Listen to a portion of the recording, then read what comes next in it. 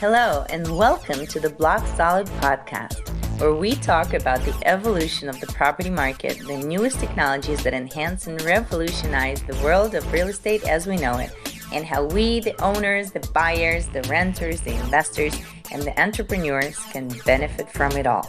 I'm Yael Tamar, CMO and co-founder of Solid Block, pioneer in real estate tokenization, and today I'd like to welcome a very special guest, Trond Arne Undheim. Trond is a futurist, speaker, entrepreneur, and former director of MIT Startup Exchange, based outside of Boston. He is the CEO and co-founder of Yegii, a search engine for industry professionals providing collective intelligence. Another cool thing about Trond is that he helps organizations to deal with disruption.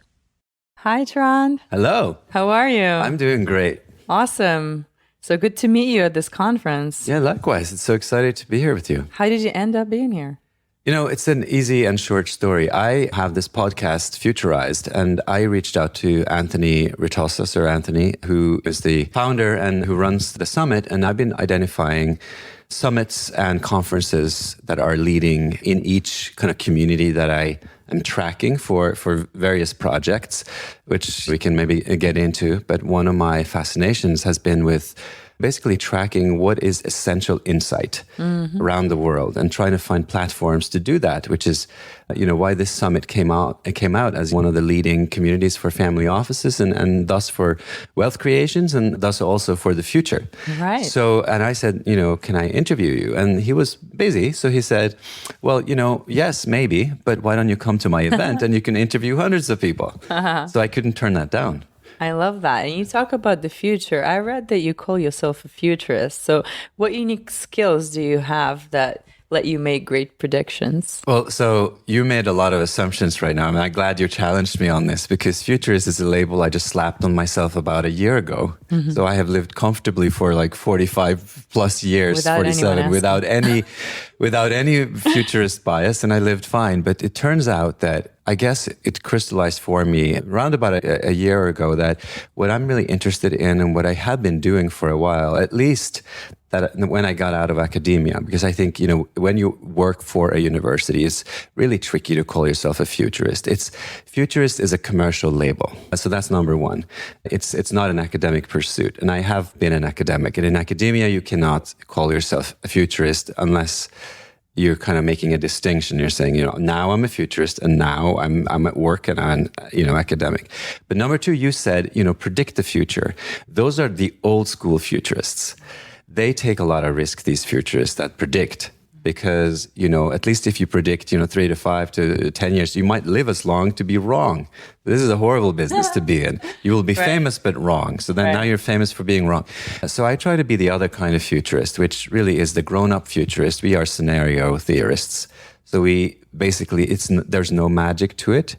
But you do have to track trends. You have to find kind of verticals and areas where you are looking at things that are evolving. And then, simple as then tracking the people that are writing about these areas or observing in some cases markets. And then you look at the curves in each of these markets and you look at the opinions in each of these, what I call, with my forthcoming book, The Forces of the Disruption. You just simply track whatever you have decided you think are the kind of the tentacles of these forces. And there's really no magic to that, but you have to do the work. And then you just project from all of those things, but, in my case, 5 forces that I think are important, and we can get into those. But you make then scenarios and you say, well, if this one is, toggle 5, then this is going to happen. But if this other force only goes to 2, now you're looking at a different scenario. And then you're just limited at a sensible number of scenarios. And then reality is going to be somewhere within those 5. So it's an insurance policy, and I get to call myself a futurist. I love it. You're a cautious futurist. That's right. So it sounds like you've spent a long time analyzing disruption in business and society. So you shared your concept of 4 forces, or was it 5? Well, it started out with 4, and there was this 5th kind of contextual force of kind of the environment around you, which for me actually started a long time ago in my PhD when I wrote about the power of place. So I've been kind of like New York and Sex and the City. Little bit like that. As a character? A little bit like that, because it's about the people and the infrastructure that only reside in sort of physical places. But of course, there's another aspect which we have all, I guess, really started to realize, which is the physical environment is one thing, but the ecosystem environment, which is also, of course, a sort of a physical and a biological entity. And COVID and, zoonotic diseases suddenly come into play. And they're not going to be the only force that actually stops and regulates all business activity. So I've now included that sort of fifth environmental force within something that every business has to just start considering. And it's not even just sustainability. These things can stop and block your business. So you have to start worrying about them.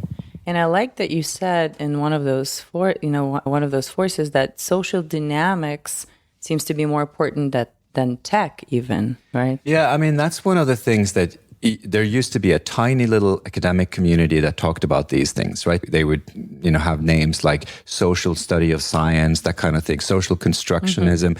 Many of them were ridiculed or have been ridiculed over the, over the decades, because they would start studying, smaller things and they're a little reactionary as a group, right? Because they would say things like, you have to really worry about the ethics. And so you could sort of criticize that, and you could say, as an innovator, this is very backwards, like a Luddite sort of attitude to progress. You've seen that a lot in AI, right? You see that a lot. Well, but it happens to be a very important perspective. And I think more and more people are, and it's not just me, starting to realize that social dynamics, it's not that it drives everything, but you cannot consider technology without the angle of consumption and use.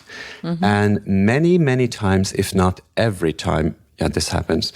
I now need to go and turn this darn thing on. Yeah, I was just saying, so social dynamics is actually equally or more important than tech and innovation based on kind of technical inventions when it comes to actual change. Meaning, many times technology, you could say, starts or begins the change, but really, the engineers were inspired by something around them that inspired the change. So you could sort of say, it isn't really the technology. Technology is sort of just an answer to challenges that are out there. So that's one reason. And the other thing is, once a technology is successful and in use, what decides whether it really takes off and accelerates or sort of dies on the vine, those are social choices. Absolutely.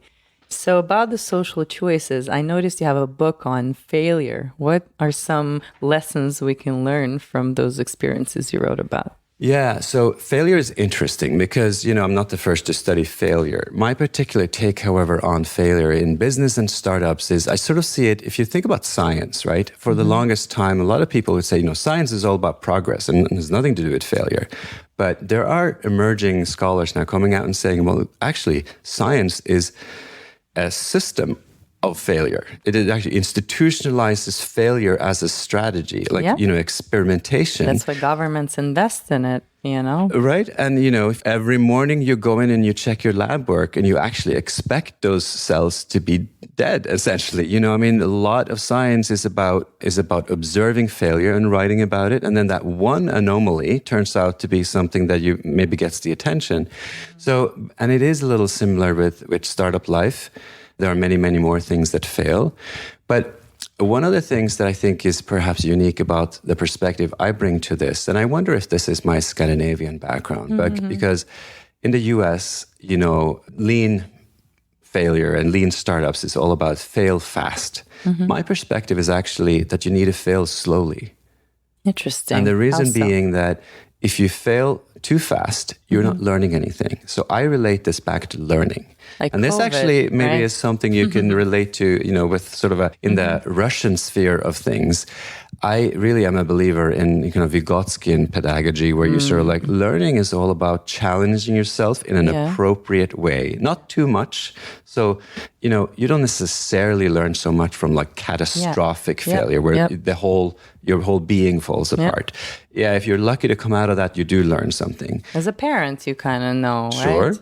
But I think the kind of productive failure I'm talking about is where you really have pushed yourself to your limit and a little bit beyond. And in the book, I liken it to the Olympics, to the Olympic athletes. Yeah. When you train to the point of failure. Yeah. And then you rest Yeah. and you recuperate. I like that. And that's sort of how I think about startup life. And that's how I think really real change happens. Pushing the boundaries. I love that. Yeah. And then you go back and you reflect, and it's a cycle. And you have to be methodical about it. Absolutely. So that's what I'm thinking about. Fascinating. Another fascinating thing is that I saw that you put out a book about COVID-19 in May. How were you able to put it together so fast? Well, the strange thing is, I don't think I was unique in the world to have this perspective, but I saw in late January that this was going to shape our decade. And I decided, I'm not a medical professional, but I felt like I wanted to do something. And I said to myself, you know what? I think I know what's happening here. And I just put myself in my attic 17 hours a day, wrote 450 pages over February and March. And I wrote a book on the pandemic aftermath, where essentially the thesis is that, this decade will be shaped by COVID, for better or for worse. And it's not just because, COVID is a significant disease, but it has to do with our social reactions to it. So I saw that whether or not the sort of physical disease deserved to change our decade, because of all these dynamics around it, it is going to change our decade. And I think that has been borne out. I don't think it's going to disappear, next week. Yeah. So that was an interesting journey, but yes, it's maybe a little surprising. In the beginning of May, I had a book out on COVID. Denial. Yeah, and I think that's a human tendency. So I do hope that sort of solidified a little bit, my predictive abilities. Yeah, but the good thing that I put in the book is they were all scenarios. I wasn't going to dare to sort of conclude what this decade's going to look like. And I don't pretend that. I have some ideas about which technologies are important, what's going to happen. So tell us, politics. Based on what's happening today, which technology will you bet on and which investment direction would you take? Well, in February already, it was pretty obvious that if this was going to become significant, future work technologies are going to become crucial. And the interesting thing, as I sort of started reflecting on this, and this is kind of interesting because I kind of considered e-learning and parts of future of work to be within my sphere of competence. After all, I'd written a PhD about it. And I also thought of myself as like a semi-advanced user of these technologies. And I thought, okay, people don't have the skills. That's why the adoption isn't there. The tools are okay. They're good. But then I realized, writing this, that there was going to be big shifts in this technology because the technologies weren't good enough. They just have never been good enough. It's not just that people weren't adopting them because they weren't clever. The technologies weren't all that clever. So there has been a major shift already. I think we haven't really seen. Hopefully, the products that are coming out of this are going to be radically different. They're going to, I sort of think we were thrown into the decade with COVID. I agree. I think also augmenting technologies, augmented reality technologies, they just made almost a decade leap forward in uses. And I think we will see some killer applications already within this decade that we probably would have seen the next decade. Absolutely. Well, beyond your predictive abilities, talking to you now, I understand that you need to have not only your own podcast, but maybe your own talk show for real on network television. No, but it's interesting, right? These things are, one of the annoying things with having this sort of way of thinking is that I think in decades, forwards and backwards. But the problem is not everybody does. And I have a mind that's never at rest. So, I guess I'm a stressful person to be around sometimes because I was sort of the only one that was scratching my head around COVID in February. I know, right? So I guess I was annoying, both my family and friends. They were like, what are you talking about? Well, now they're going to listen to you for sure. Yeah. So talk about your podcast. Why did you start a podcast? And there's a lot of podcasts out there. So what is your niche? Well, first of all, I realized I should have started a podcast 10 years ago because this podcast is no different from my everyday life. It's just putting my everyday life online. That's what's happening in this podcast. And I made a curious choice, which I'm not sure it was the smartest choice. I am a very kind of expansive macro level thinker. So my podcast isn't limited to a niche. I simply said, I'm going to take the framework that I am interested in that will likely shape the next decade, and I'm going to talk about that in a podcast. Right. I'm going to find the smartest and most interesting, but also the most sincere people that I can find. And we're going to have real honest conversations about what in their field of work leads them to think, and what do they see in their fields is going to happen as we kind of slowly inch into this decade. So we talk about technology. I have founders on. I have business leaders to some degree. Those are harder to get on. They are busy people. Yeah. But definitely founders, other thought leaders, authors who write books. I love books. Yeah. It's been a fascination of mine since I was little. I used to read 2 to 3 books a day. From I was 12. I think my local library must have hated me. Bring back bags of loved books. You. As long as you brought them back. I brought most of them back. Most of them back. Yeah. So I would say the aims with the podcast is simply to understand. And one thing that I'm really passionate about is I do think that elitist thinking has to go. So the podcast is really about trying to bring public debate to a completely new level. I want to break barriers with reaching, because I believe that everyone should be reflecting about their surroundings. And I think technology is moving fast. Yeah. Perhaps moving too fast for some people to follow. So it's really important. It's not just about ethics. It's actually, we want the best technologies possible to do the most good for the most people. Right. And I hope that the podcast can become a medium where good people get on. And, I want to have non-experts on as well, but we're going to discuss things that matter for the next decade. And then, so the topic really is the next decade. I love it. So I would love for you as an expert podcaster to tell us, the beginner podcasters, what we need to look out for, what kind of tools, are making this possible for you as a busy person to maintain a podcast, how you market it and how you get an audience, just words of wisdom from you. All right, so I have words of wisdom. The first is a little bit of cold water, right? So everyone says, if you go on the internet, everyone, meaning, you can find blogs that said, everyone can have a podcast. Yeah. And while that is true for the technology, right? You can have a podcast using your phone. Yeah. You don't need a lot of technology. So yes, that is true. It's not hard to have a podcast. But it's also completely untrue, because what do you need? You need a deep curiosity about something. You need to have some insight, a little bit, at least an insight enough to ask good questions. You need to be curious. Not everyone is curious. Number 3 is, because there now are more podcasts, you can't really get away with not making small investments in quality of sound, audio equipment. And if you want to go video, obviously, there's a little bit of investment. So that there's a little investment. But then the real thing is, of course, in the marketing and also just in running it. You can outsource today. You can Tim Ferriss-size this thing. You can hire people in Thailand in kind of more low-cost environments to do some of the editing, some of the marketing even. But you can't get around from the fact that this does take a little time. So I'd say my experience now is it took me 2-3 months to really get up to speed to a quality that I'm happy with. And then now, as you said, I'm busy with lots of other things. I have to sort of productionize this and find a way to make it fit with my everyday life. And that is going to be a struggle for everybody. Because once you have an audience, they sort of expect, I think, that you actually issue these podcasts regularly. Yeah. And with some frequency. Yeah. So you have to forget about you. commit.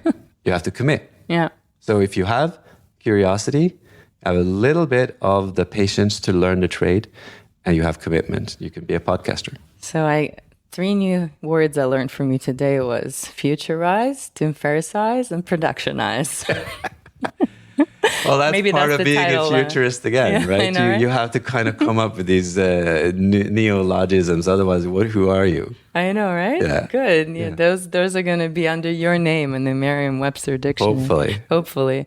Well, thank you so much, Trond. It's been a pleasure. Thanks for inviting me and, and letting me interview you. So, Well, we did this thing, which is the most unfair thing in media. I actually used to be really upset about it when I read, when I watch TV and journalists are interviewing journalists. Yes. But I think for sort of activist journalists that are starting up, it's okay. It's okay. Because we can have these conversations. Yeah. Well, I will Ellen defend it. can interview Jennifer Aniston. What prevents us to interview each other?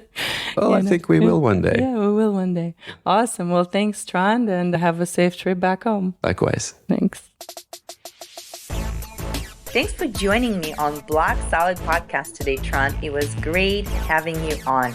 You can find us on Spotify, Apple Podcasts, or by visiting our website at solidblog.co/podcast. If you enjoyed the show, don't forget to rate and review and spread the word. Thanks for listening. See you next time.